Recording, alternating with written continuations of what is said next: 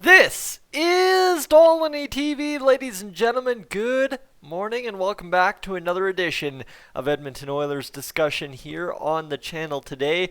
And boy, oh boy, do we have ourselves another game day ahead of us today. We'll get to the pregame a little bit later on once they release the lines. Of course, the Oilers are probably just settling into Winnipeg or getting out of bed in Winnipeg this morning, so we're not likely to hear much on that until much later into either the morning, probably around like 11:30 noon, or 1 o'clock, 2 o'clock this afternoon. So well, I guess we'll wait to see what Reed Wilkins, Jack Michaels, those are the two that usually have the line combinations for the Oilers earliest in the day, have to say around those times. But as we get set for Winnipeg today is kind of a situation developing for the Oilers is a lack of goal scoring. So you see, if you go to goals for the Oilers on the Sportsnet page, right now they're currently slated 15 goals for, 20 goals against. And that's not an indication that the goaltending has been terrible. And quite honestly, that's not even almost now after those two games against the Leafs an indication that the defense has been terrible, because you have an empty netter in there. Okay, well, that makes it 19 goals against with goalie in there. I think there's another empty netter somewhere in our season. So yeah, end of the day, right, is 15 to 18, 20 goals against. Not that bad when you consider, let's for instance take the Vancouver Canucks, who have played 7 games now after that second or third straight defeat or whatever again. Yeah, third straight defeat against the Montreal Canadiens. And they've now surrendered 33 goals in 7 games. That's good for 4.7 goals against. Everybody's sitting here saying the Oilers' goaltending is so terrible. Where are you on the Demko-Holtby tandem that everybody thought was just going to be elite?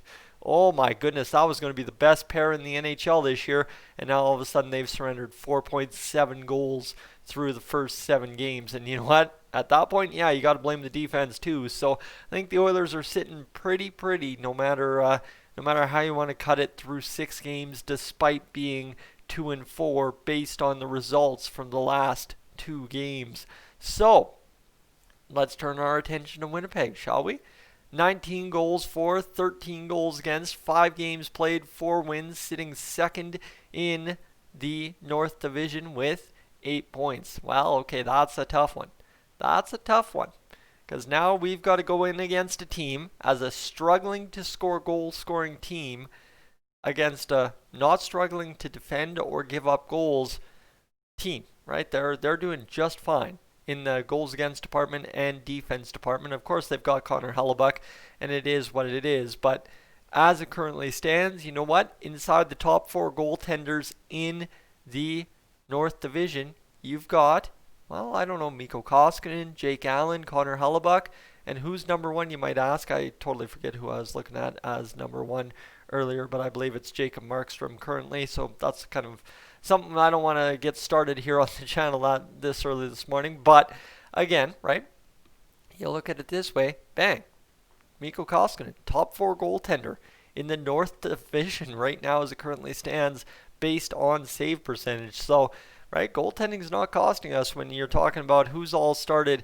elsewhere for other teams. Oh, I don't know, Carey Price, Freddie Anderson, oh, I don't know, David Riddick, Matt Murray. Yeah, there's a couple names there that, yeah, are pretty good. Demko, Holtby, as I mentioned. So, for the Oilers tonight, if you're asking what my point is here, instead of just slandering all the other teams' goaltenders, defense, and whatever, is simply to get out here and score goals.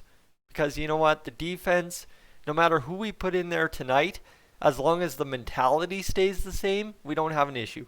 Evan Bouchard with a defensive mentality to be hard on pucks in his own zone, take his man, play them honest, is not going to be as scary as some people think if he is to draw into the lineup.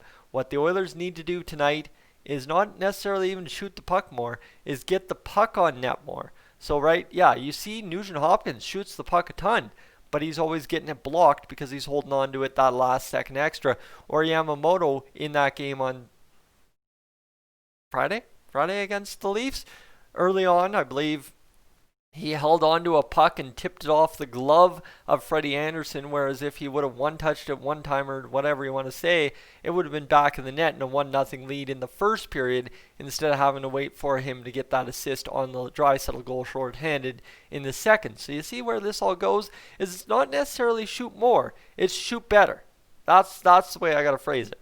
And when you're putting up 30 shots a game as the Oilers, you know what? That's not room to say we need to shoot more. We don't need 40 shots a game to be effective. We need to shoot better. We need to shoot more effective. And that starts tonight with, if you've got that shooting lane, don't hesitate. Take it. Take it. Don't sit there, ooh, McDavid's over. Oh, now I need to shoot. No, don't do that. Don't do that. Enough of that. Just rip the puck. And whether, you know what, if you're Connor McDavid, if you're the power play, I guess the effort would be shoot more. Is simply if you have a lane, you've got Neal down there, you've got Nuge crashing, and Draisaitl has a nose as well. You can probably find a lot more goals tonight on Hellebuck if you're creating chaos in front of the net, throwing it into his pads and the skates in front, as opposed to passing it through guys. That's where we'll find kind of the we need to shoot more is on the power play.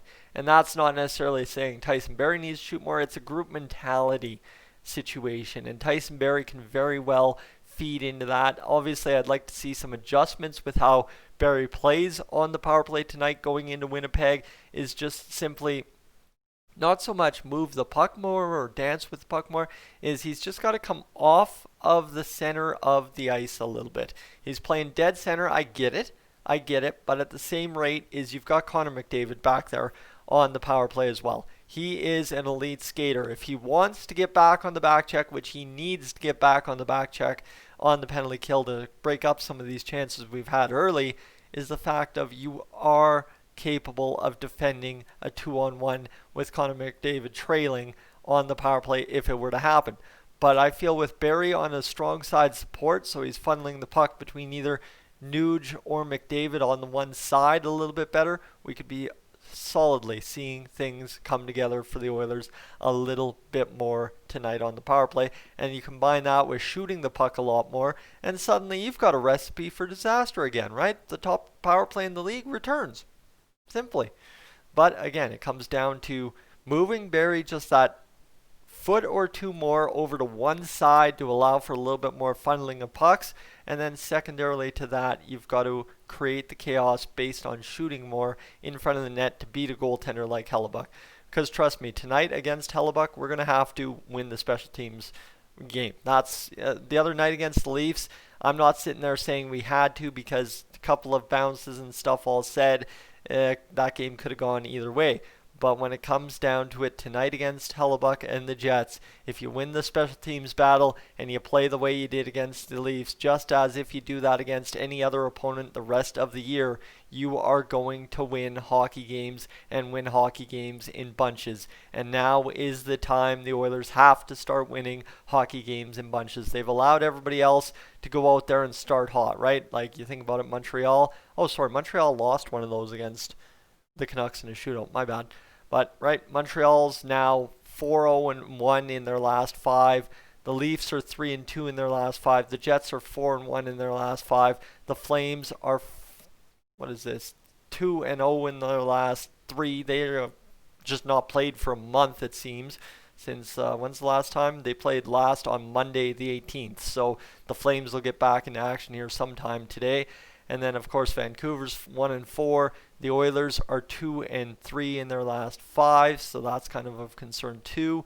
And then, yeah, you know what? The Ottawa Senators are 1-3-1. So there's not anyone out there in the Canadian division really out there dominating outside of Winnipeg and Montreal. And tonight, the Oilers have to take their turn to dominate. And the only way to dominate is to make one of the dominating teams lose, as we see in the matchup against Winnipeg tonight. This is a lot of words, a lot to sink in, but what we need to do is simply just go out there, play like we did against the Leafs, win the special teams battle, create chaos on the power play, and go win the hockey game. Seems simple, never that simple in Edmonton Oilers land, I promise you that. And if that's why you're frustrated, I get it. But again, you know what? I'd like to see you, if you're thinking the Oilers are going to lose this game. I'd love to see you in the post game if the Oilers win the game. I promise you that. I'm Tyson. This is Dolynny TV. Thank you so much for tuning in. I'll put the ad in now. If you're new to the channel, consider hitting the subscribe button. We'll have the pregame with the lines and stuff in mere moments when we get the lines, probably around 1 o'clock. And then we'll get talking all things Oilers later tonight after the victory, hopefully. I am up on out of here.